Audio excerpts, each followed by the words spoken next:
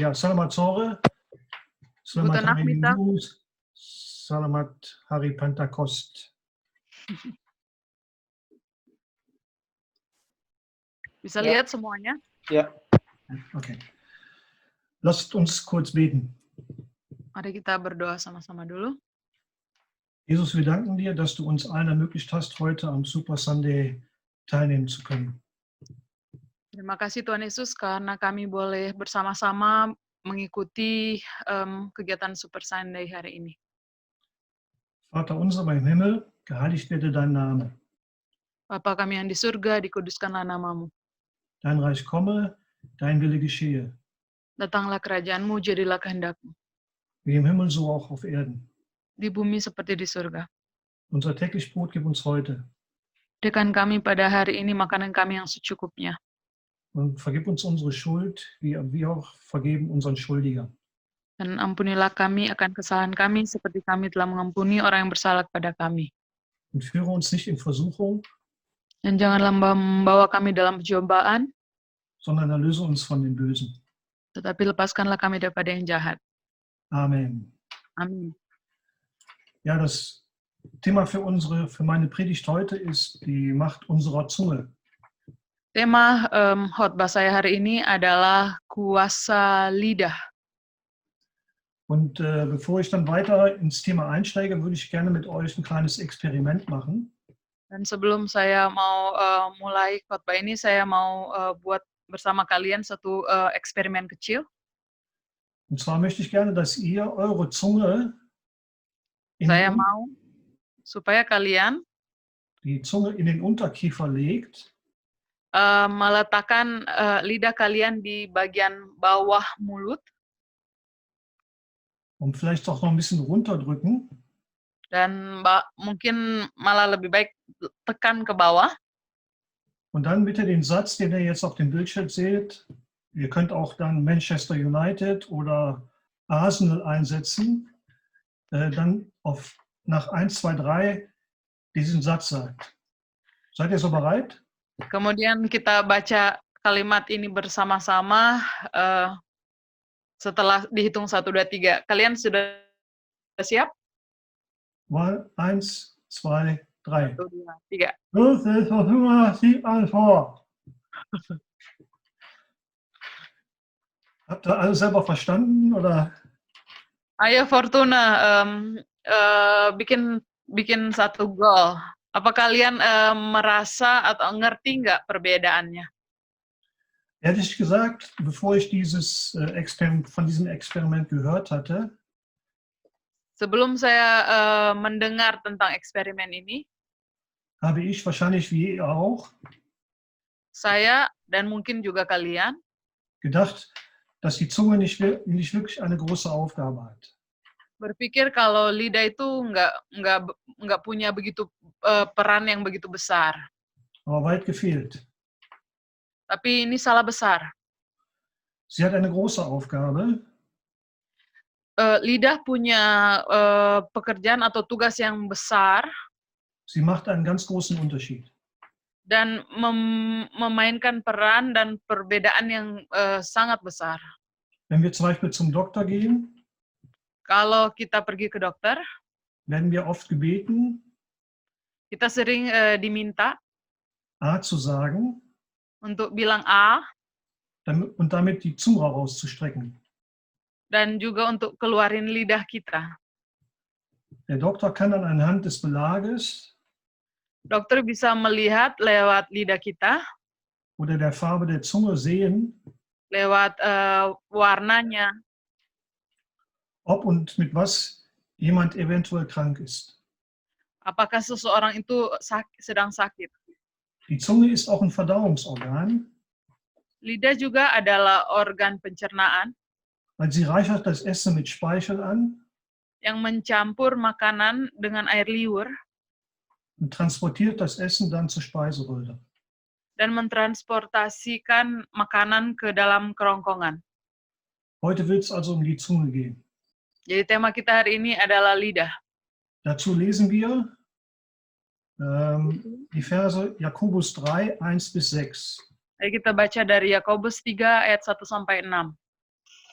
Vers Nummer 1. Seid nicht viele Lehrer, meine Brüder, da ihr wisst, dass ein schweres Urteil empfangen werden, denn wir alle straucheln oft. Vers Nummer 2. Wenn jemand nicht im Worte strauchelt, der ist ein vollkommener Mann, fähig, auch den ganzen Leib zu zügeln. Vers Nummer 3.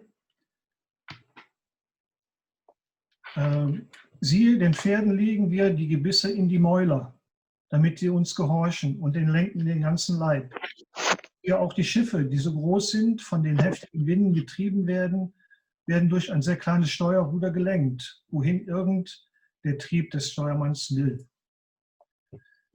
Vers Nummer 5. So ist auch die Zunge ein kleines Glied und rühmt sich großer Dinge.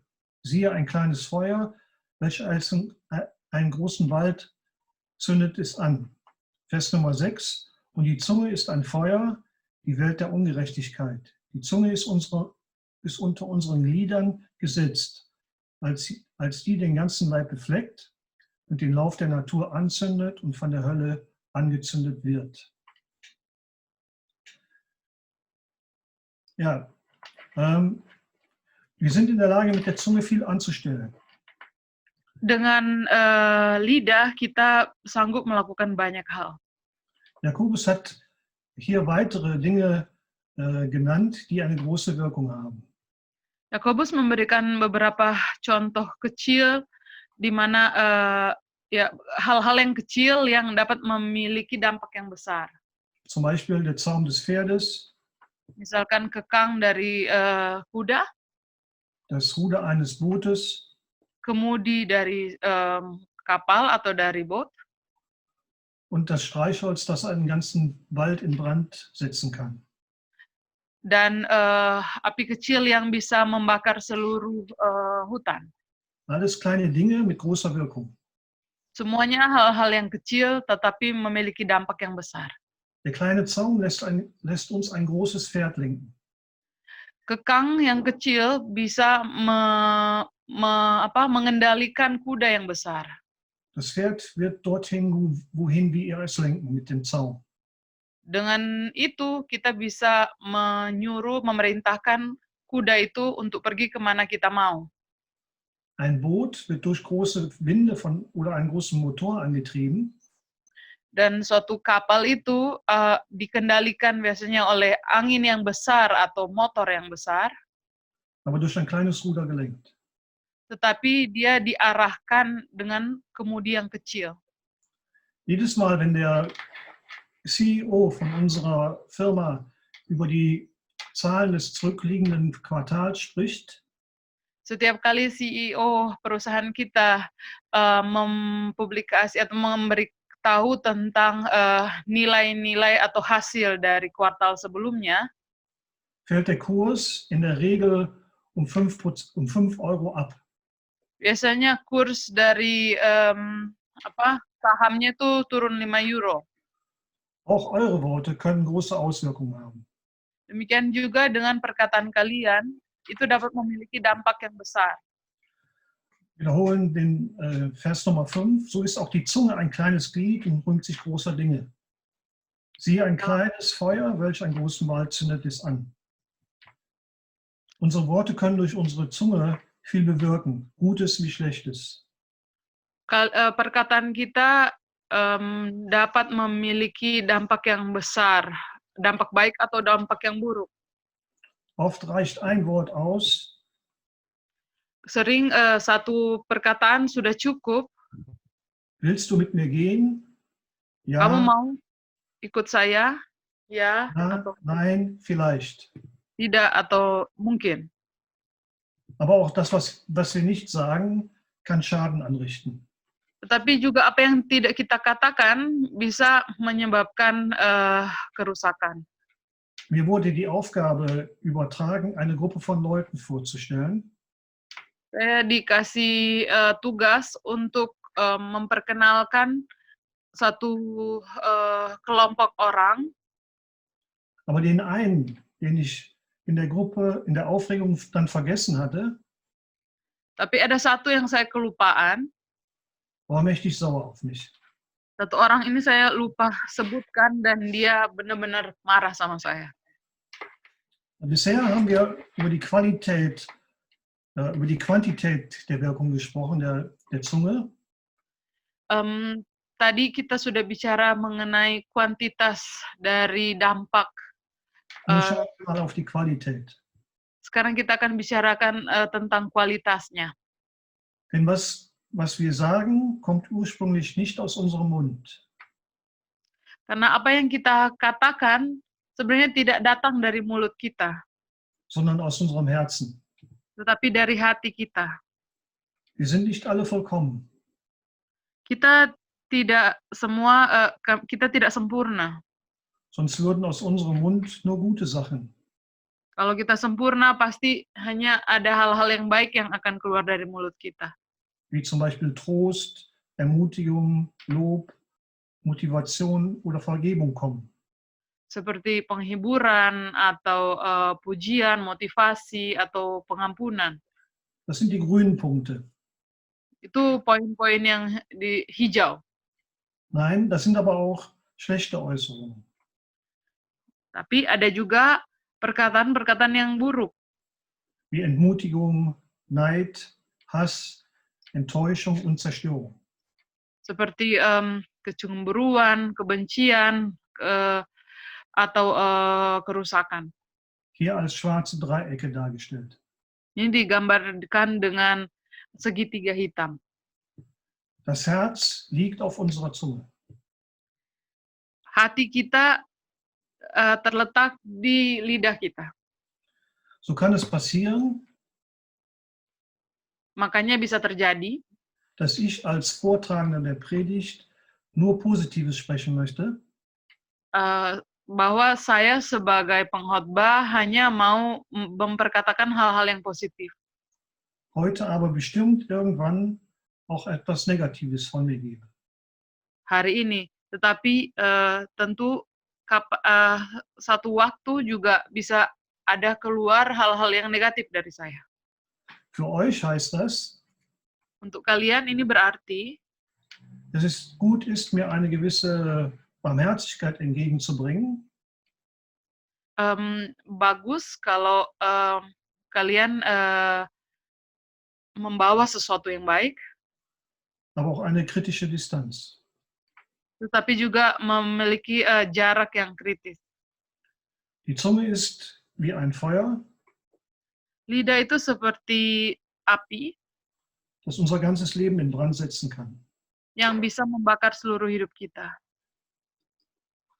In Sprüche 18, Vers 21 heißt es, Tod und Leben sind in der Gewalt der Zunge.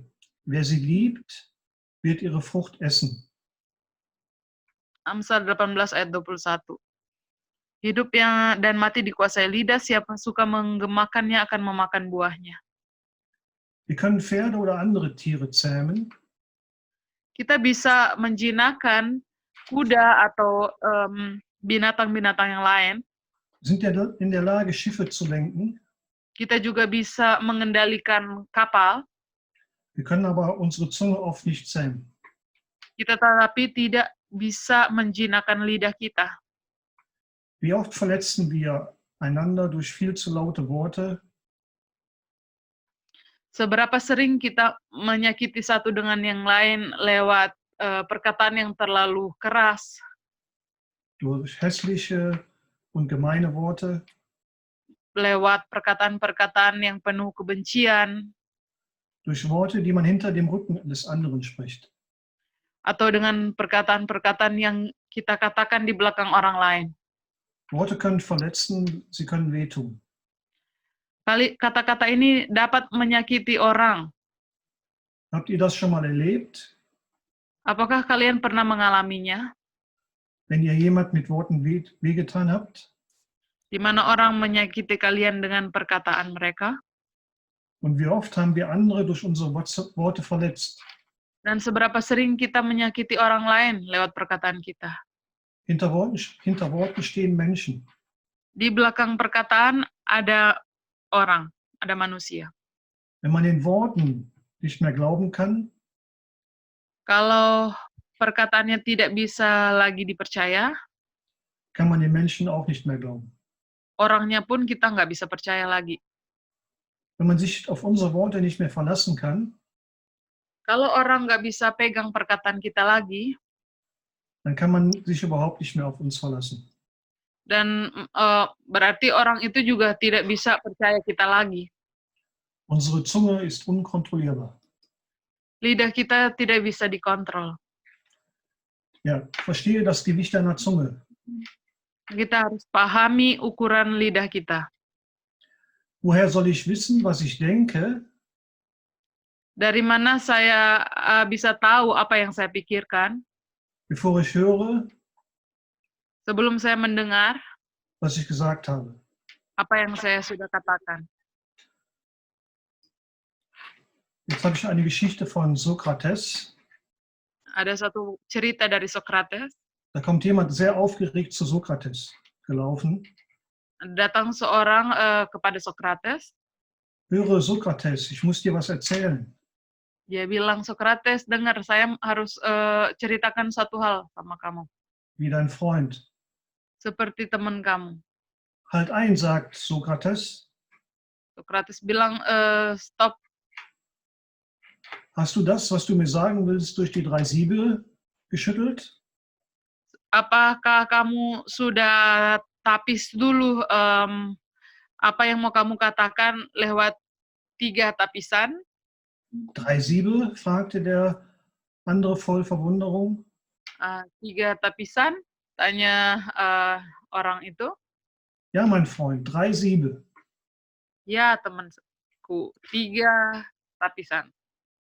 Lass uns sehen, ob das, was du mir erzählen willst, Mari, ayo kita lihat apa yang mau kamu katakan itu durch die 3 Siebe geht.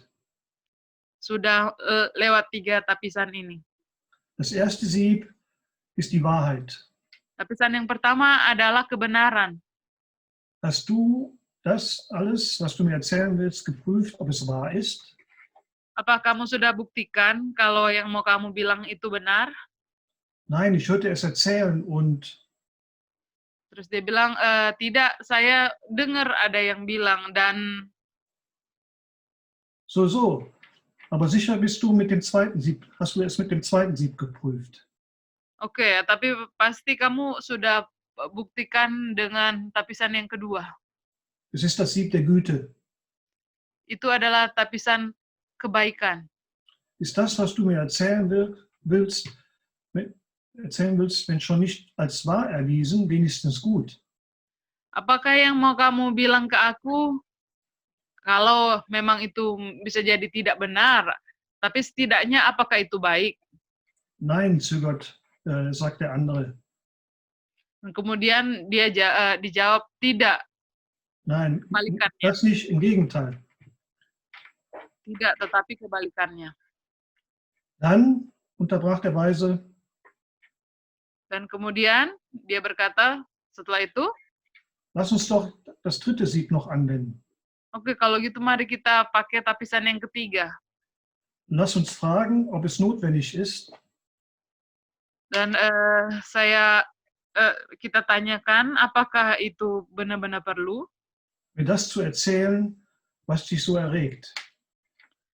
Apakah kamu perlu menceritakan kepada saya apa yang kamu mau ceritakan? Notwendig nun gerade nicht. Ya, harus sih enggak gitu. Also lächelte Sokrates.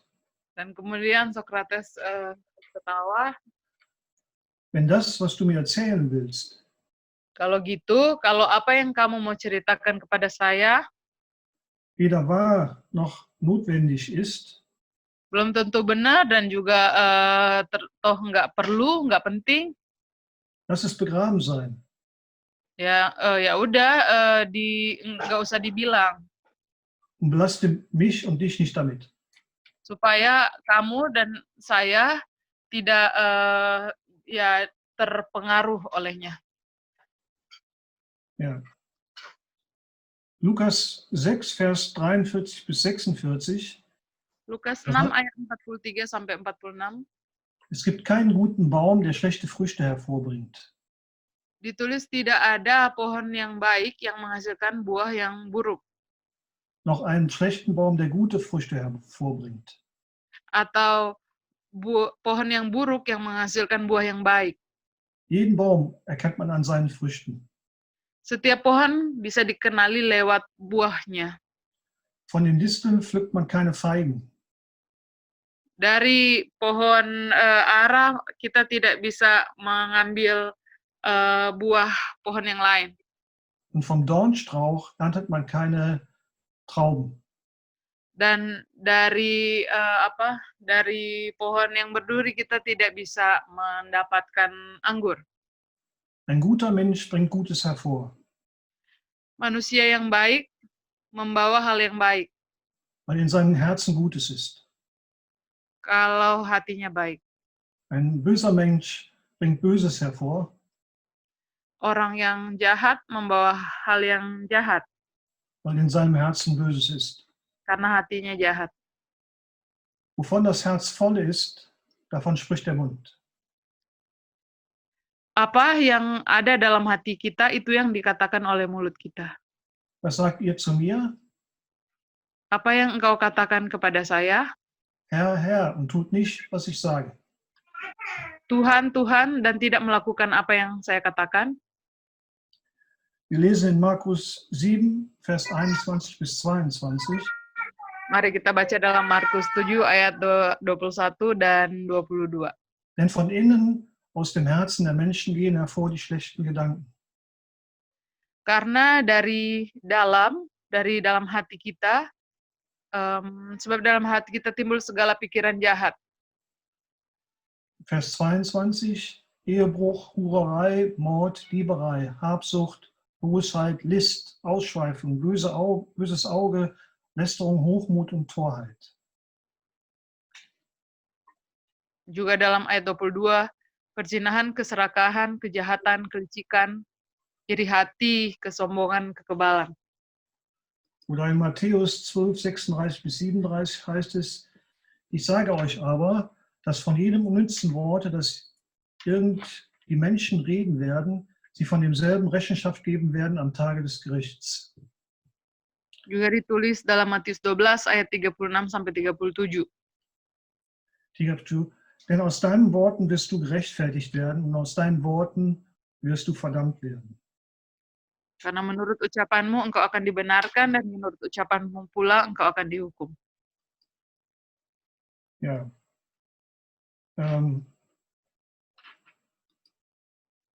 Welche Möglichkeiten, oder wir haben die Möglichkeit, unsere Zunge zu trainieren. Kita memiliki peluang untuk melatih diri kita. Zu versuchen, die Kontrolle zu bekommen über das, was wir sagen. Untuk berusaha untuk memiliki kontrol akan apa yang akan kita katakan. Eine Möglichkeit ist zum Beispiel damit beginnen, dass wir ehrliche Gespräche führen. Salah satu hal yang kita bisa lakukan adalah kita melakukan percakapan yang benar. Dazu lesen wir in Epheser die Verse 4, Verse 25 bis 28. Dalam Efesus 4 ayat 25 sampai 28. 25. Deshalb, da ihr die Lüge abgelegt habt, redet Wahrheit, ein jeder mit seinem Nächsten. Denn wir sind Glieder voneinander. 26. Zornet und sündigt nicht. Die Sonne gehe nicht unter über eurem Zorn. 27. Und gebet nicht Raum dem Teufel. 28. Wer gestohlen hat, stehle nicht mehr, sondern arbeite viel mehr und wirke mit seinen Händen das Gute, auf das er dem Dürftigen mitzuteilen habe. Wir lesen weiter in 1 Petrus 3, Vers 10. Denn wer das Leben liegen und gute Tage sehen will, der enthalte seine Zunge vom Bösen und seine Lippen, dass sie nicht Trug reden. Eine andere Möglichkeit, Gutes zu reden, ist sich von Gerüchten und Hetzereien fernzuhalten oder diese nicht zu unterstützen. salah satu hal yang bisa kita lakukan adalah untuk buang perkataan yang kotor, untuk tidak melakukan ya gosip dan tidak ikut serta dalam hal itu. Wir lesen dazu Epheser 4, Vers 29 bis 31. Dalam Efesus 4 ayat 29 sampai 31 ditulis. Vers 29. Kein faules Wort gehe aus eurem Munde, sondern das irgend gut ist zur notwendigen Erbauung, auf dass es den Hörenden Gnade darreiche. Vers 30. Und betrübet nicht den Heiligen Geist Gottes, durch welchen ihr versiegelt worden seid auf den Tag der Erlösung. Vers 31.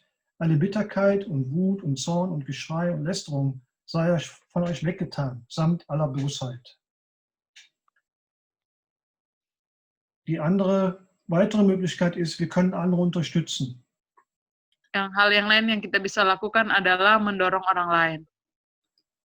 Behandeln wir andere so, wie wir von Christus behandelt werden. Perlakukan orang lain seperti Kristus memperlakukan Anda. Wir lesen dazu Epheser 4, 32. Dalam Efesus 4 ayat 32. Seid aber gegeneinander gütig, mitleidig, einander vergebend, gleich wie auch Gott in Christo euch vergeben hat. Weiter lesen wir in Sprüche 21, Vers 23. Wer seinen Mund und seine Zunge bewahrt, bewahrt vor Drangsalen seine Seele. Juga seperti di Amsal 21 ayat 23. Und dann nochmal in Sprüche 12, 13. In Übertretung der Lippen ist ein böser Fallstrick, aber der Gerechte entgeht dem Drangsal. Ja. Gottes Worte haben Macht, Kraft, Schöpferkraft, also nur grüne Punkte. Perkataan firman Tuhan memiliki kuasa, kekuatan, dan ya hanya poin-poin atau poin-poin yang hijau. Es muss bzw. wird uns nicht gefallen, was wir von ihm hören. Apa yang dia katakan itu nggak harus sesuatu yang kita sukai. Aber es ist gut für uns, das zu wissen. Tetapi ini penting dan baik buat kita untuk mengetahuinya.